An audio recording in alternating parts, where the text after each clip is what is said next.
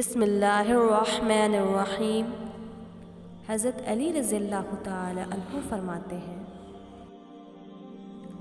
جو اپنی ضرورتیں بڑھا لیتے ہیں اسے ہمیشہ محرومی کا غم رہتا ہے۔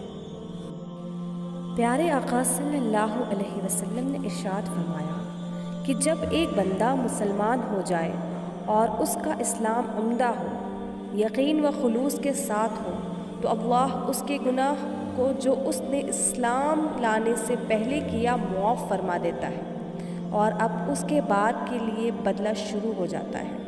یعنی ایک نیکی کے عوض 10 گنا سے لے کر 700 گنا تک ثواب، اور ایک برائی کا اسی برائی کے مطابق بدلہ دیا جاتا ہے، مگر یہ کہ اللہ تعالیٰ اس برائی سے بھی درگزر کرے اور اسے بھی معاف فرما دے، یہ بھی اس کے لیے آسانی ہے۔ صحیح بخاری والیوم نمبر 1۔ رسول اللہ صلی اللہ علیہ وسلم نے فرمایا، جو لوگوں پر رحم نہیں کھاتا اللہ بھی اس پر رحم نہیں کھاتا۔